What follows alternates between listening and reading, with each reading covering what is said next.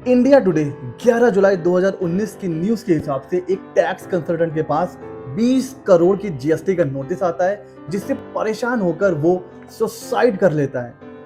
एक GST practitioner को arrest किया जाता है जीएसटी ऑफिसर की तरफ से।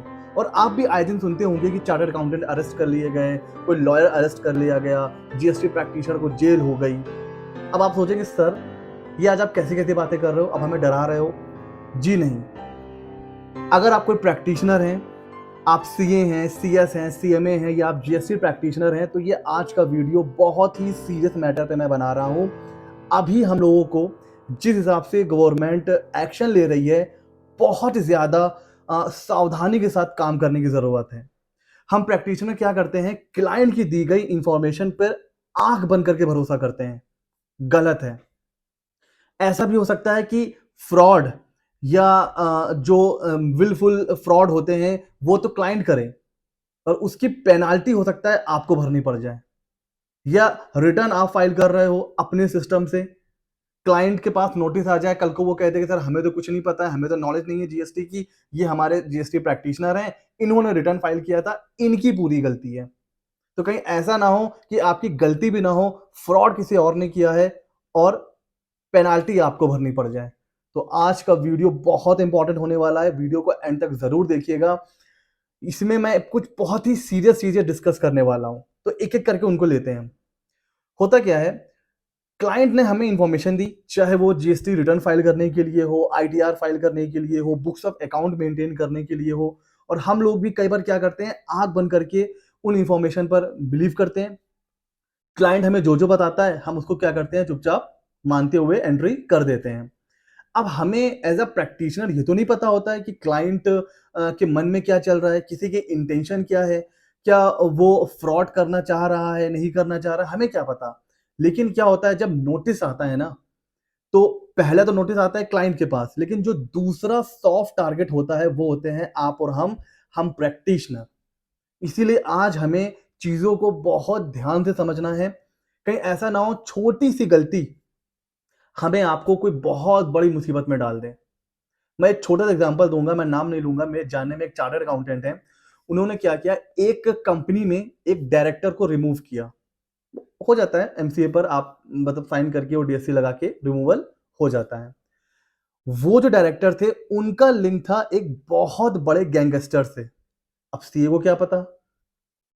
और वो जो डायरेक्टर हटाने, अपॉइंट करने और हटाने की जो फीस थी ना, वो भी थी मुश्किल से 10-12 हज़ार, क्योंकि छोटा सा काम होता है।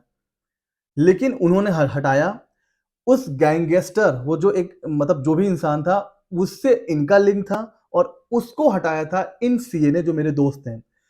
6 महीने आप बिलीव करोगे, एक सीए जिसको कुछ भी नहीं पता, सिर्फ एक डायरेक्टर को हटाया है, 6 महीने सीबीआई की जेल में वो रह के आए हैं।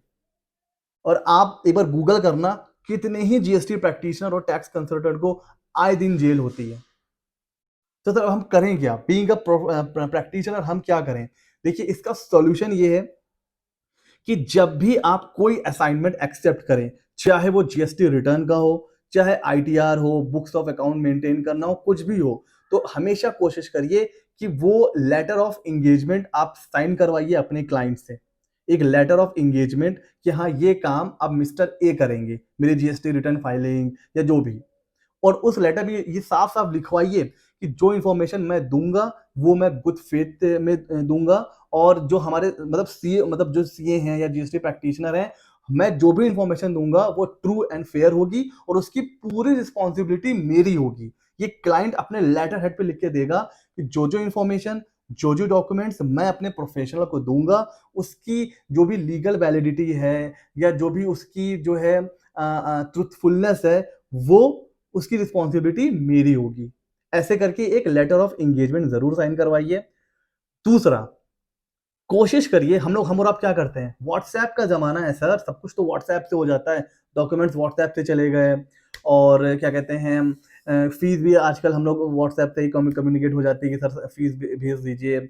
और इनवॉइस भी व्हाट्सएप पर आ जा रहा है। व्हाट्सएप का डेटा जो होता है ना, कभी भी डिलीट हो सकता है। आप मोबाइल चेंज करो, बैकअप नहीं लिया, कुछ भी हो गया, मोबाइल खराब, मतलब कुछ भी हो सकता है। तो वहां चांसेस हैं कि आपका डेटा डिलीट हो सकता है। तो सबसे सेफ है कि कोई भी डॉक्यूमेंट्स आपको सेंड करना है या रिसीव करना है, कोशिश करिए वो मेल के थ्रू हो।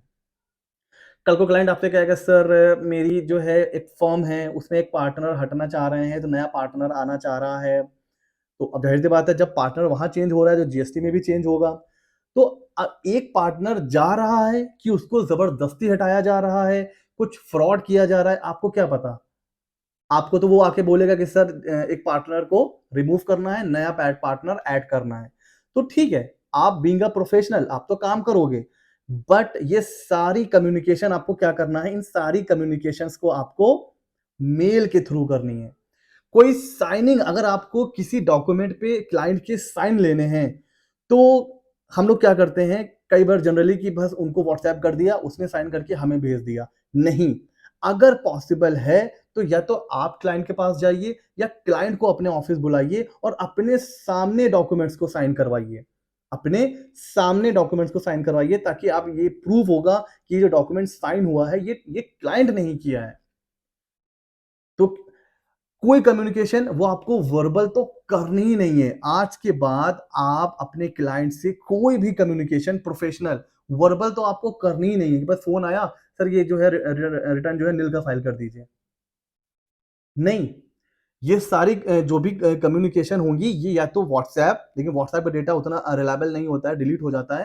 ये मेल के थ्रू करिए, वरना कल को क्या होगा आपने निल की रिटर्न फाइल कर दी, बैंक में खूब पैसा आ रहा है, नोटिस आया, क्लाइंट क्या बोल सकता है? क्लाइंट बोल सकता है कि सर मुझे तो सेल हुई थी, मैंने अपने प्रोफेशनल को बताया भी था, अब इन्होंने निल फाइल कर दिया, मैं क्या करूँ? जनरली आईडी पासवर्ड भी हमारे पास होता है। तो ये कोई कम्युनिकेशन हो रही है, आपको वर्बली नहीं करनी है, सब कुछ रिटन में होगा और मेल के थ्रू करना है तो बहुत अच्छा है। दूसरा, डॉक्यूमेंटेशन हर एक असाइनमेंट का आपको मेंटेन करना है। आपने किसी की टैली पे एंट्री चढ़ाई, आपने रिटर्न फाइल करा, तो रिटर्न फाइल करने जो इनवॉइस वो उसने दिया है आपको, ये नहीं कि वो व्हाट्सएप पे पड़ा हुआ देख के आपने फाइल कर दिया, नहीं। प्रॉपर डॉक्यूमेंटेशन मेंटेन करिए। कभी कल को नोटिस आए तो आप मतलब उसको प्रूव कर सकेंगे देखिए मैंने सर काम किया है गुड फेथ में।